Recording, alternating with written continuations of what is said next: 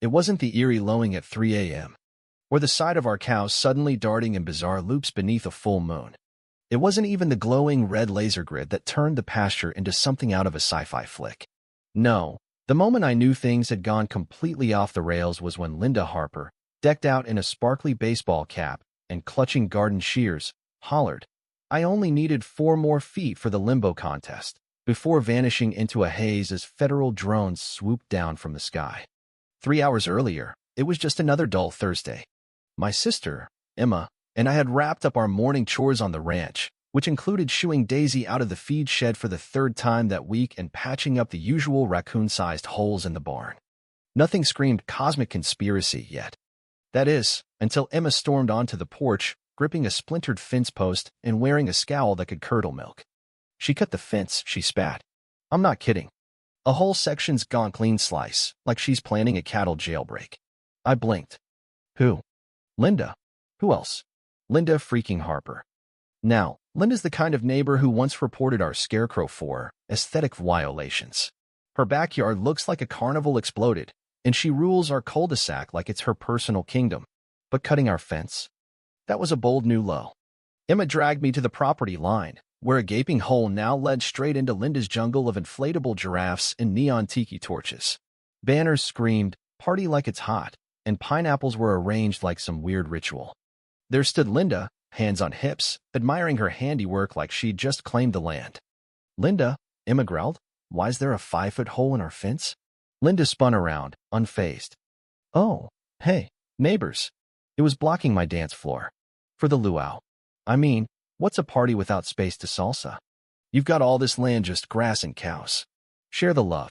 Emma's face turned the color of a ripe tomato, so I jumped in. "Linda, that fence is there for a reason. You can't just carve up someone else's property." She waved us off like we were whining kids. "It's temporary.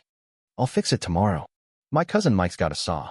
Right then, Daisy trotted through the gap, sniffed a fruit tray, and started chewing Linda's pool float. Linda yelped, but her scream was cut short by a low hum. The air shimmered, and a red laser grid snapped on across the pasture, our pasture, now sliced open like a melon. "What the hell?" Emma whispered. Before I could answer, a loudspeaker blared. "Security breach detected. Perimeter compromised. Deploying response protocol." From the trees, small drones, sleek, gray, with blinking blue lights, rose like angry wasps.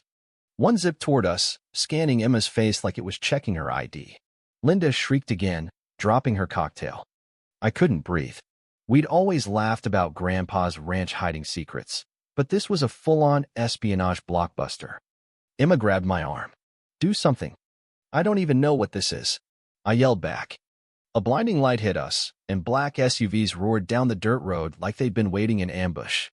They skidded to a halt, and a woman in a crisp navy suit leapt out, MOVYing like she barked orders at General's Daily. "Agent Carter, FBI," she said, flashing a badge with zero flair. "Who cut the perimeter?" We all pointed at Linda. Linda's mouth flapped like a fish out of water. "It was just for a party," she stammered. "I didn't know your laser fence of doom was real." Carter didn't blink. "You've triggered a security system tied to a federal surveillance operation. This is now a restricted zone." What now?" I asked, throat dry. Carter turned to me and Emma. "This your property?" "Families for 3 generations," I said. "And have you accessed the substructure beneath the barn?" "The what beneath the what?" Carter tapped her wrist of YC. "Prepare the team. I want ground-penetrating radar and a full sweep." Emma laughed nervously. "What are you talking about?" Carter muttered, almost to herself, "They don't know." Linda, picking the worst moment, raised her hand like she was in class. "Excuse me, does this mean my luau's canceled?" Carter stared at her like she was a bug in her coffee. "Ma'am, you're under investigation for interfering with federal operations." Linda gasped like she'd heard her favorite show was axed. "But it's my backyard." "No," Carter said coolly. "It's not." Time slowed. Drones buzzed overhead, the cows peeked from behind hay bales, and Linda, for once, shut up. Later that evening, after agents turned our driveway into a mobile command hub and cordoned off half the ranch, Emma and I stood in the barn, staring at the floorboards. Carter's scan had found a suspicious void, under the hay one Grandpa had warned us never to mess with. Now we knew why. There was a hidden steel door, no handle, no keyhole, just a fingerprint scanner and a screen blinking evergreen. Emma whispered, "Do we tell her Grandpa worked for the government?" I let out a hollow laugh. I think the cows beat us to it. Linda, undeterred by her luau shutdown, decided to go full charm offensive. By the time Carter's crew set up a high-tech tent, Linda had delivered 3 trays of her famous walnut bread and printed FBI appreciation flyers in Comic Sans. She strutted to the tent like she was hosting. "I totally respect what you're doing," she beamed. "Need a snack? I've got mint lemonade, too." "Is that a drone or a toaster?" Carter didn't glance up. "Ma'am, step back." Linda's smile wavered. "Sure, but, how restricted is restricted? Could I do a small luau on my lawn? One inflatable zebra max?"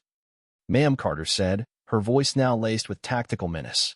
Linda retreated, clutching her bread like a shield. Back at the house, Emma and I stress-ate cheese sticks and dug through Grandpa's old VHS tapes labeled "Do Not Touch." One read, 1984 Livestock Plan, Song Blue Star Protocol. Emma held it up. "I don't want to know what Blue Star is." "Too bad," I said.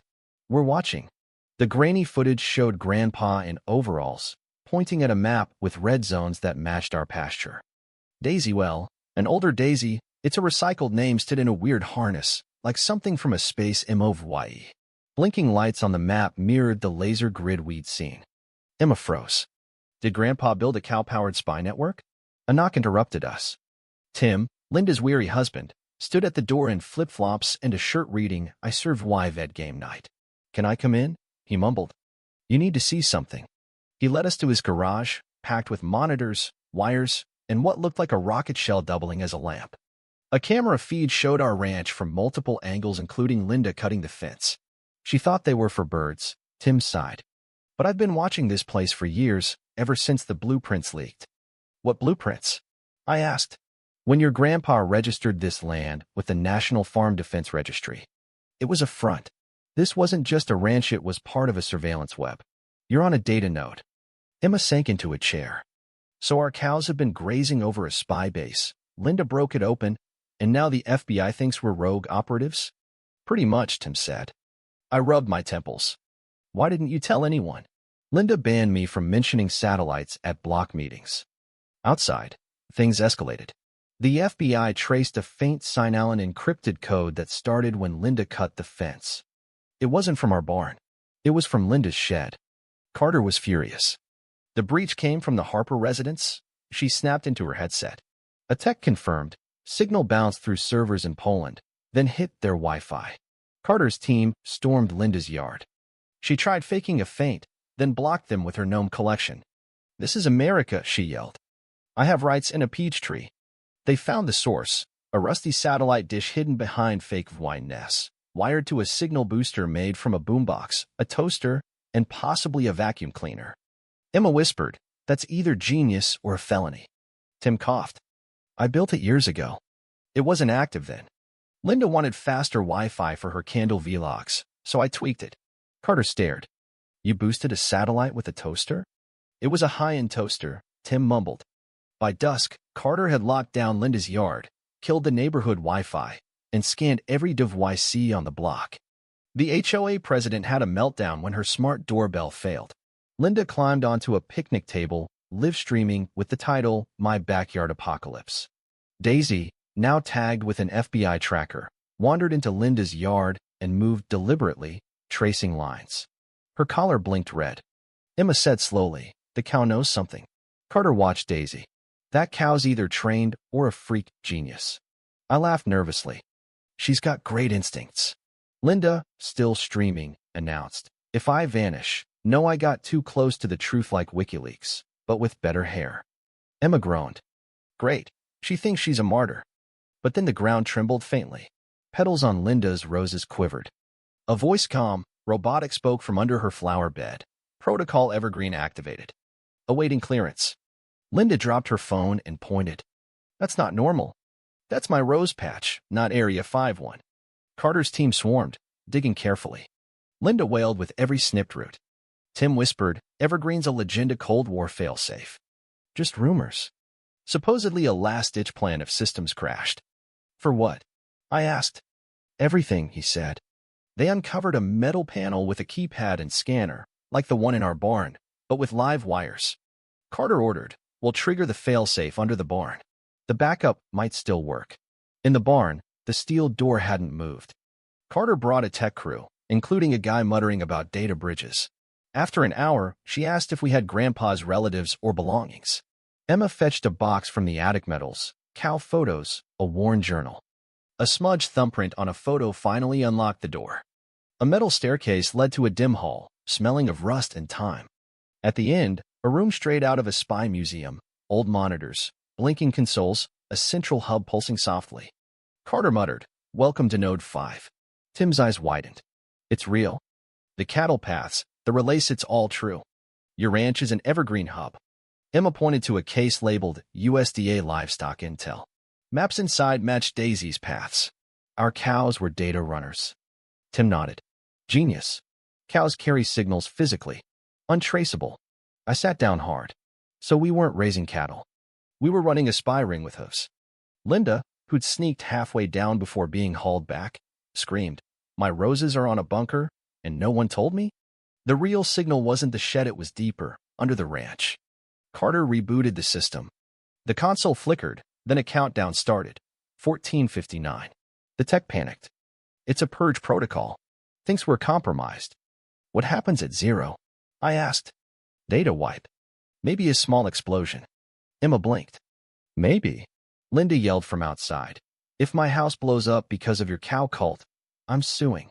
Carter's team tried overrides, but the system locked, flashing, awaiting operator Delta 4. I froze. Delta 4. That's Grandpa's code. In his journal. We grabbed the journal. A poem's first letters formed a passphrase. We entered it. The countdown stopped.